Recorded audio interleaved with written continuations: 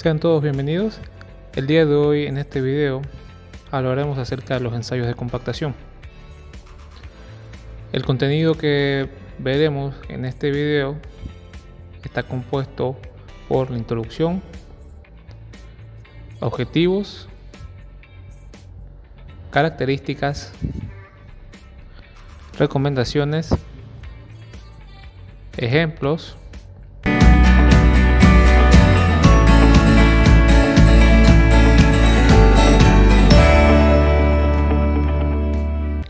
en diferentes estructuras de la ingeniería civil donde trabajamos con suelos. Estos deben ser compactados para incrementar sus pesos específicos y mejorar sus propiedades mecánicas, como por ejemplo en la construcción de terraplenes para carreteras, presas de tierras y muchas otras estructuras. La compactación incrementa las características mecánicas del suelo, llámese la resistencia del suelo, dando como resultado el incremento de la capacidad de carga de las cimentaciones construidas sobre ella. El proceso de compactación nos permite disminuir la cantidad de asentamientos indeseables de la estructura y brinda mejor estabilidad de los taludes de los terraplenes.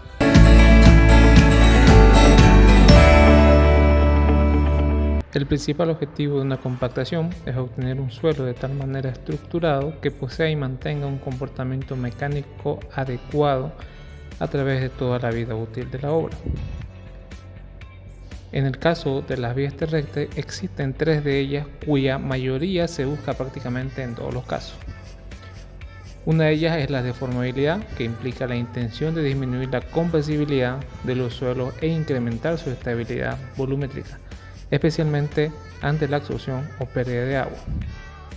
La resistencia, especialmente al esfuerzo cortante, obviamente en el sentido de obtener mayores valores posibles y una adecuada relación de fuerza de formación que garanticen un balance conveniente en el comportamiento. Y finalmente la permeabilidad, cuyo control es mucho más típico en la construcción de presas de tierra, que es lo que nosotros queremos realizar con este control o con este objetivo, es el incremento de la resistencia de los suelos compactados a la erosión.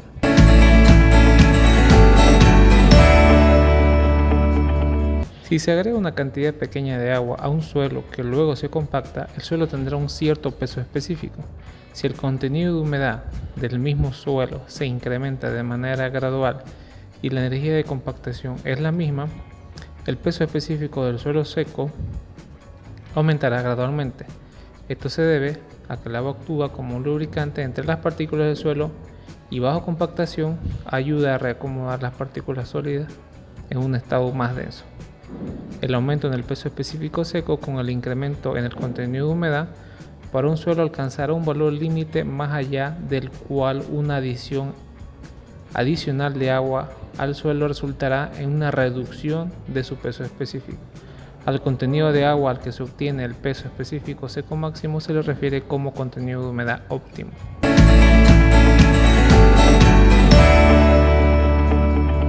Uno de los factores que tenemos que tener en cuenta cuando realizamos los procesos de compactación es que cada tipo de suelo tendrá una forma de curva distinta debido a la composición granulométrica y a sus componentes mineralógicos y químicos que tiene cada tipo de suelo. Es por ello que no debemos pensar que todas las gráficas de Proctor serán iguales para distintos tipos de suelo.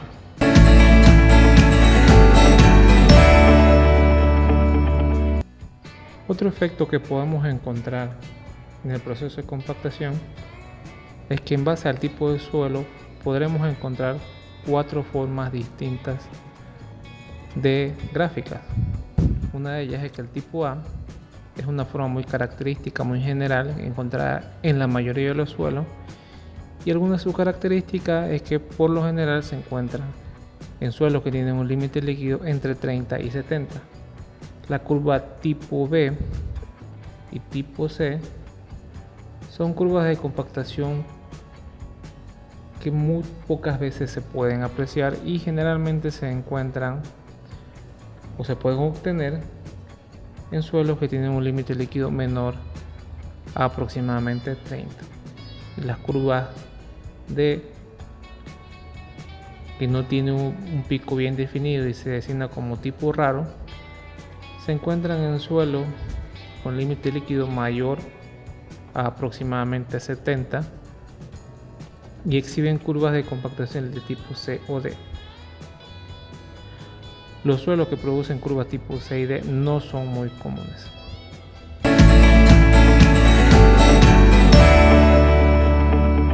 Durante el ensayo de Proctor, sea este T180 o T99, debemos tener algunas recomendaciones a tener en cuenta.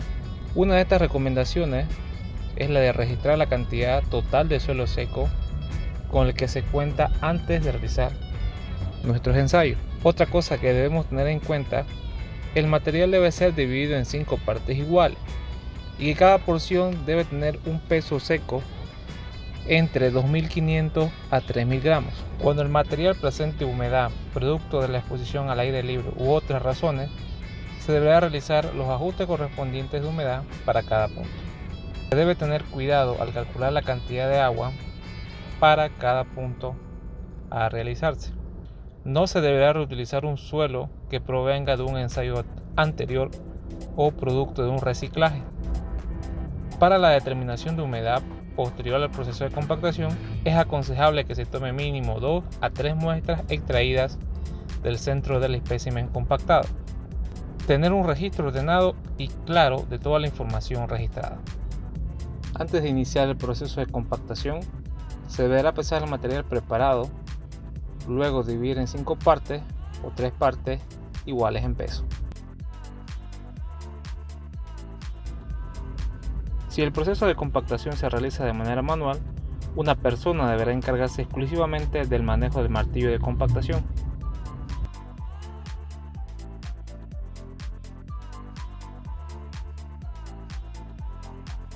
Cuando se realice la compactación manual, el operador deberá mantener el martillo perpendicular al plano de compactación, evitando compactar con el martillo inclinado. Los datos de volumen del molde deberán verificarse con los datos que recomienda la norma. Se deberá revisar que los datos del molde 5 Yerin sean los correctos y tener cuidado al momento de registrar el peso del molde más muestras posterior a la ejecución de la prueba.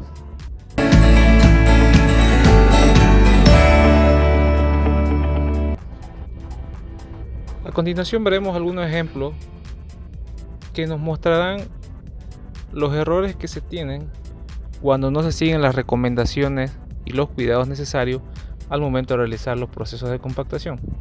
En la imagen podemos ver un resumen de la clasificación que se realizó a un suelo con 3 muestras distintas tomadas del mismo material.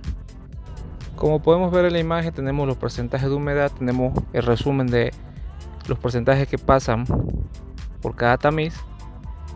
Lo que tenemos que tener en cuenta principalmente para nuestro análisis es conocer el porcentaje que pasa por el tamiz 200, que con este valor podremos estimar el porcentaje de humedad óptima teórico, que para este caso, como vemos en la imagen, tenemos un porcentaje de material fino promedio de 28.4 y la humedad óptima teórica es de 9,29.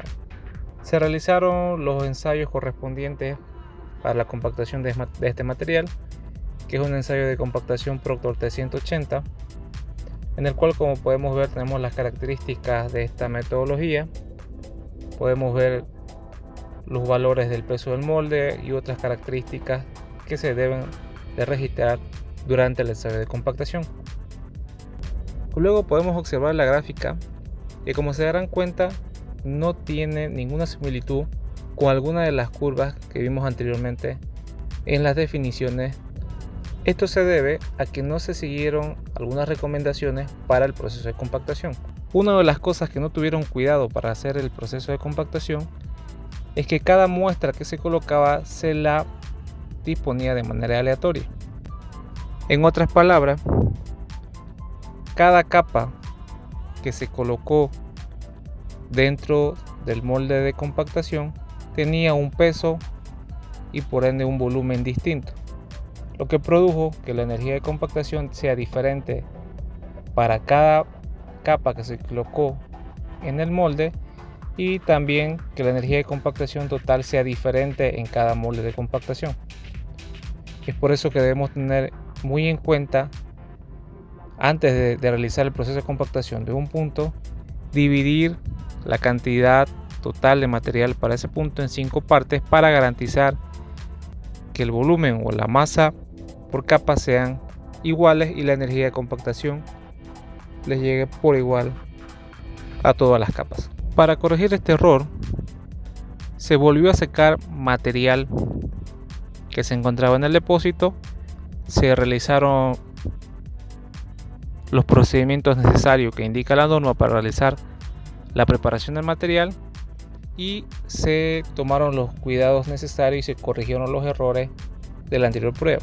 Y como podemos ver en la imagen, tenemos una curva que sí es similar a alguna de las familias de curvas que vimos anteriormente y tiene un comportamiento parabólico. Y ahora, como podemos ver en la imagen, el resultado de la curva nos permite determinar la humedad óptima y la densidad seca máxima, que según los cálculos es similar a la que se calculó de manera teórica.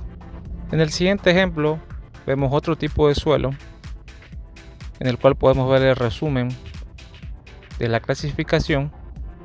En este caso, el porcentaje de fino es de 22.59, menor al anterior, y el porcentaje de humedad óptimo teórico sería 8,87. Como ven, podemos apreciar las características del ensayo, también podemos apreciar los datos obtenidos de la prueba.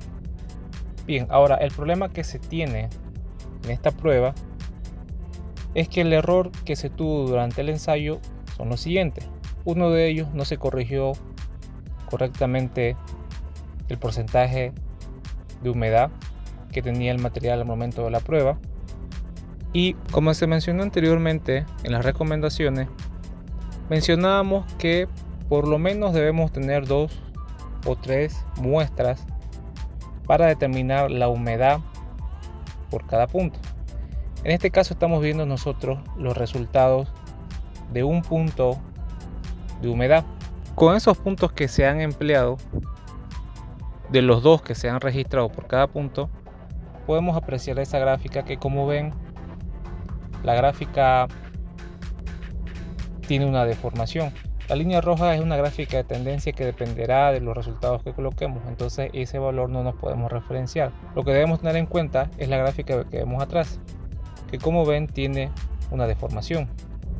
Luego de revisar los cálculos y revisar la información que se registró, se pudo evidenciar que el error era que una de las humedades que se ocupó en los puntos de Proctor estaba incorrecta, generando una gráfica errónea. Luego se corrige por la humedad, por la segunda humedad de respaldo que se tenía por cada punto, y se logró constatar que efectivamente se corrige la deformación que tiene la curva. Como podemos apreciar en la imagen, podemos ver que luego de corregir estas humedades, la curva tiene una forma parabólica, y además que la línea de tendencia acompaña la forma de la gráfica. Como vemos en este último ejemplo, se realiza la prueba para un nuevo material con su respectivo resumen de clasificación, obteniendo un porcentaje de fino diferente y obviamente un porcentaje de humedad óptima diferente teórico.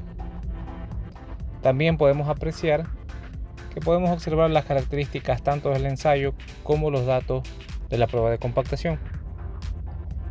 A simple vista no se puede apreciar un error, pero en el punto 4 existe una leve deformación o un leve desfase del comportamiento de la curva.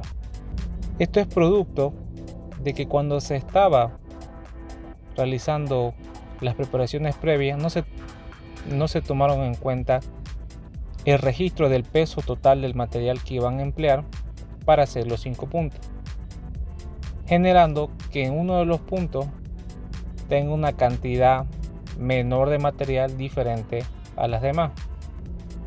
Pero como ven, es un claro ejemplo de los errores que se pueden cometer cuando no se siguen las recomendaciones y los cuidados correspondientes para realizar los procesos de compactación. Espero que este video le haya sido de ayuda. Nos vemos en el próximo video. Gracias.